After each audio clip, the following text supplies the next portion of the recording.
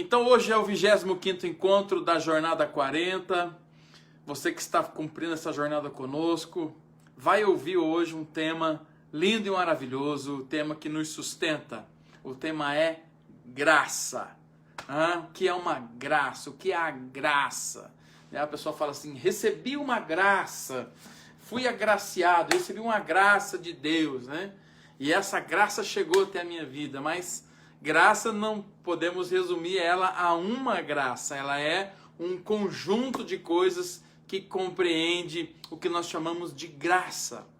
Graça é o poder de Deus agindo em seu reino. A graça foi liberada por Jesus na cruz do Calvário. O que é isso? O que quer dizer isso? Vivemos a dispensação da graça, o tempo da graça, o tempo em que a obra de Jesus está justificando e alcançando mais vidas. Isso é a graça. Então, para que a gente mergulhe um pouco mais profundamente na graça e compreenda como que essa graça age na nossa vida, né? Sabe assim, quero um milagre, eu estou orando por um milagre. Na realidade, o milagre, ele vem da graça de Deus. Então, é esse estado de graça, de liberação de bênçãos que Deus tem nesse período pós-Jesus e até a segunda vinda de Cristo. Nós vivemos a dispensação da graça.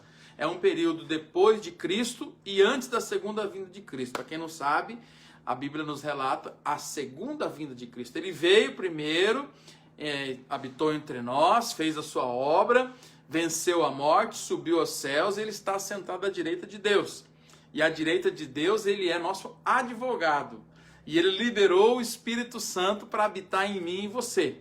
E o Espírito Santo é que habita em nós e é o nosso intercessor. Habita, ele é o penhor de Deus colocado em nós. É a garantia que Deus tem sobre a nossa vida. Então, isso tudo está contido, né, no ambiente da graça que Jesus cumpriu. Nós vivíamos embaixo da opressão do pecado, da opressão de Satanás, da condenação. Jesus vem, paga o preço de sangue, tira a autoridade dada a Satanás por nós mesmos. Nós demos autoridade a Satanás e Jesus vai lá e tira. Nesse período, naqueles 3 dias que Jesus fica morto, na verdade ele não está morto, ele desceu até o Hades, até o Seol, a mansão dos mortos, como diz o creio, né? a oração do creio em Deus Pai.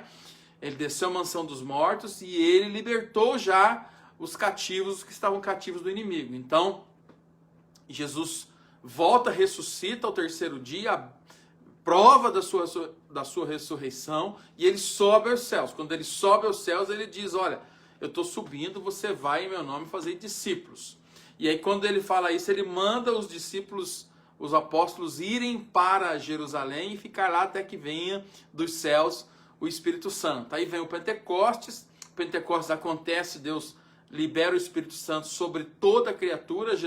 Na realidade, Jesus muda de endereço, sai da terra, vai para o céu, e senta à direita de Deus Pai, e o Espírito Santo que estava no céu, sai do céu e vem para a terra, ele troca de lugar com Jesus. Isso tudo, todo o poder que fez isso acontecer, nós falamos de graça, e Deus inaugura em Cristo o período da dispensação, da liberação. O que é uma dispensação? É um tempo em que Deus interage com o seu povo. Ele já foi juiz, tempo dos juízes, teve a dispensação da inocência. Não quero falar de dispensação, mas lá no começo Adão e Eva da inocência, depois teve a condenação, e nós estamos agora na dispensação da graça, ou seja, Deus está liberando um favor não merecido sobre a humanidade. Então, esse negócio da gente orar, pedir para Deus revelar, para o Espírito Santo falar conosco, e isso funcionar, porque funciona, porque o Espírito Santo ele está em você, ele habita em você, você que já chamou ele para habitar em você, você que crê em Jesus, você tem o Espírito Santo. E o Espírito Santo habitando em você, Jesus está lá à direita de Deus Pai como nosso advogado. E os anjos vão subindo e descendo e vão criando uma dinâmica de Deus nas nossas vidas. Agora, o que faz isso tudo acontecer é a graça. É o poder que emanou do próprio Jesus. O próprio sacrifício de Jesus fez liberar a graça. Quando Jesus morre, e aí há o relato que o véu do templo se rasgou, Isso significa que no templo de adoração a Deus havia um véu que separava o Santo dos Santos, que é o lugar onde Deus falava com as pessoas, e só o sacerdote poderia entrar lá, só o sumo sacerdote, que Jesus veio e rasgou. Então ele se tornou o caminho. Quando ele fala, sou o caminho, a verdade e a vida, ninguém vai ao Pai senão por mim, o Jesus é o caminho para falarmos a Deus. E o que rege tudo isso, o poder que permeia, é o poder que Jesus liberou na cruz do Calvário, é a graça. Então é a graça de Jesus que nos salva. E a graça, ela não é cobrada de nós, mas de Jesus foi cobrada a sua vida, o seu sangue, a sua humilhação. E quando ele crava na cruz do Calvário a humilhação, ele crava na cruz do Calvário tudo aquilo que condenava eu e você, ele libera a graça. Então, ele cumpre a legislação de Deus, onde Deus dizia que todos que pecaram morreriam, e a morte entra com autoridade na terra, e ela toma das mãos de Deus o poder, e Satanás passa a levar essas almas para o inferno, a levar essas pessoas e a condenar. Mas Jesus vem e liberta e quebra esse ciclo da desgraça, né? Ou seja, sem ter a graça de Deus, ele quebra esse ciclo na liberação da graça. Então, é o poder que Deus libera através da obra de Jesus. E tem um versículo bíblico que vai nos falar um pouco da graça, está em Efésios, no capítulo 2, do versículo 4 em diante. Vai trazer o assunto graça. Por que é importante você saber? Porque o poder da graça é algo que garante a tua vitória, garante a sua transformação, garante que as promessas de Deus vão chegar até você. A graça que garante que você é mais do que vencedor em Cristo Jesus. Então, a graça, ela não diminui. O que pode diminuir é a tua fé. O que pode diminuir é a tua convicção de que vai alcançar ou não uma bênção. Mas a graça não diminui, ela é poder de Deus liberado. Não há problema que a graça não resolva. Sendo na direção de Deus, a graça resolve, a graça transforma, a graça liberta, a graça traz salvação e traz vida, e foi liberada por Jesus. Vamos ler então. Mas Deus, que é riquíssimo em misericórdia, pelo seu muito amor com que nos amou, estando nós ainda mortos em nossas ofensas, ele está falando sobre a condenação do pecado, nos vivificou juntamente com Cristo. Ele está dizendo assim que Deus nos trouxe vida juntamente com Cristo.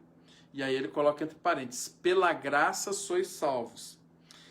E nos ressuscitou juntamente com ele. Então, a Bíblia fala que quando nós estávamos no estado de pecado, e a pessoa que não tem Jesus vive isso, ela vive morta, é o morto-vivo.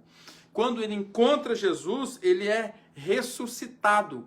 Então, a nova vida que nós temos agora, então quem não tem Jesus, não tem vida de relacionamento com Deus. Pensa que tem, mas não tem. Só quem tem Jesus na sua vida que começa a vida eterna. Então, a graça é esse poder que faz você se tornar imortal.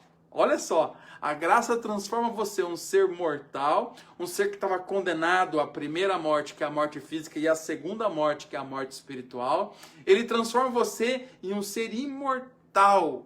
E pela graça nós somos salvos. Então a salvação é estarmos no reino de Deus, começarmos a nossa vida eterna agora. Então você é um ser imortal. Mas se eu morrer hoje, se você morrer hoje, a Bíblia diz que você vai para o seio de Abraão, um estado de dormência, até que Jesus te chame para habitar com ele nos céus. Então esse é o período da graça. O período da graça se encerra com a segunda vinda de Cristo. Então a graça, essa graça que diz que está salvando gente, que está fazendo a igreja crescer, esse poder é o poder da graça. É o poder que libera a unção de Deus sobre tudo que tem, todos os principados, todas as potestades.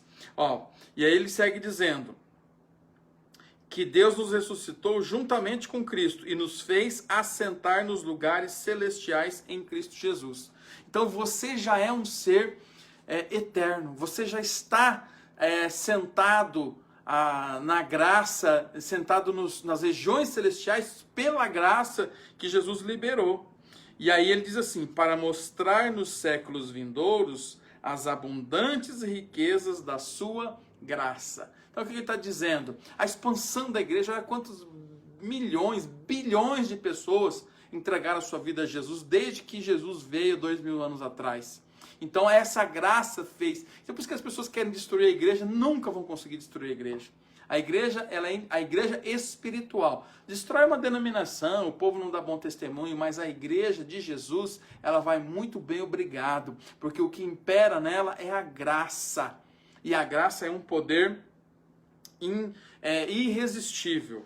Então, pela graça, para mostrar nos séculos vindouros as abundantes riquezas da sua graça, pela sua benignidade para conosco em Cristo Jesus. Agora pega esse trecho aqui. Porque pela graça sois salvos por meio da fé. Pela graça sois salvos por meio da fé. E isto não vem de vós, é dom de Deus. Então a graça não tem nada que eu possa fazer, não tem penitência, não tem joelhar no milho, não tem fazer autoflagelo, não tem jejum que eu possa fazer, nada que eu possa fazer que vai melhorar, salvar alguém. Eu tenho alguém que eu estou orando, você pode interceder a Deus, mas o que salva aquela pessoa é o poder de Jesus chamado graça. Então, a graça não vem das obras para que ninguém se glorie, porque somos feitura sua, criados em Cristo Jesus, para as boas obras, as quais Deus preparou para que andássemos nela. Então, quando eu e você decidimos seguir a Cristo, nós estamos nos submetendo, nos ligando a esse poder chamado graça. A graça liberada. E essa dispensação é o jeito que Deus se relaciona. Então, vamos pensar assim. Eu sou um pecador, eu fiz coisa errada. Jesus, eu quero te pedir perdão. Deus, eu quero pedir perdão em nome de Jesus. Deus vai olhar a obra de Jesus e você está se colocando embaixo da obra de Jesus. Então, como Jesus é o sacrifício perfeito, ele tem autoridade em Deus para nos recolher e nos adotar como filho. O poder que gira em torno disso tudo chama graça. Por isso que é pela graça sois salvos. Deus, eu estou trazendo lá o Jonathan que entrou, eu vou trazer o fulano, o José, a Maria, o João, o Pedro, qualquer pessoa, eu estou trazendo Deus embaixo da obra de Jesus. Então a graça que Jesus liberou vem de Deus, ela flui em toda a terra. E ela flui e faz esse crescimento da igreja. É a graça que te alcançou. É o poder da graça que está em você. É a graça que liberou o Espírito Santo a habitar em você. Olha que poder tremendo. É a graça de Jesus que equilibra o universo. Porque se o Senhor Deus fosse executar o julgamento hoje, não tivéssemos a graça de Jesus, nós estávamos todos condenados. Por isso que a Bíblia fala que nós estávamos mortos e ele nos vivificou. Então, uma pessoa que não conhece Jesus, ele é um morto-vivo. É um morto-vivo. Por quê? Porque ele não está embaixo da graça. Então, o que é esse morto-vivo? É aquele que tem vida, que está respirando, que está andando, que está trabalhando, que está tendo a vida dele, mas ele não tem uma vida espiritual em Deus. Ele não tem uma vida eterna. Segundo a Bíblia, aqueles que não estiverem registrados no livro da vida, eles não serão chamados. Por isso que Apocalipse diz que aquele que é digno de abrir os selos, vai abrir o selo do livro da vida e vai chamar o nome lá. Então, esse poder, antes da segunda vida de Cristo, entre a cruz e a segunda vida de Cristo, chama-se graça. E é por isso que nós falamos, recebi uma graça, recebi uma bênção.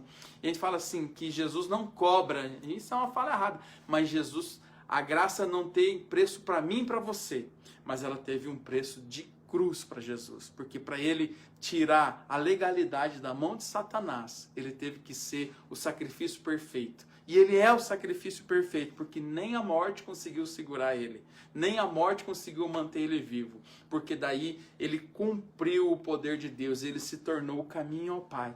Então Jesus é aquele que despendeu, liberou graça sobre a sua vida.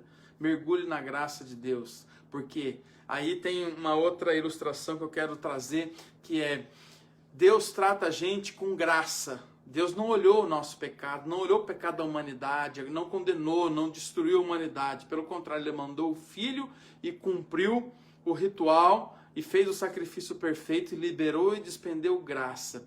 Então nós não fomos julgados por Deus, nós fomos perdoados por Deus.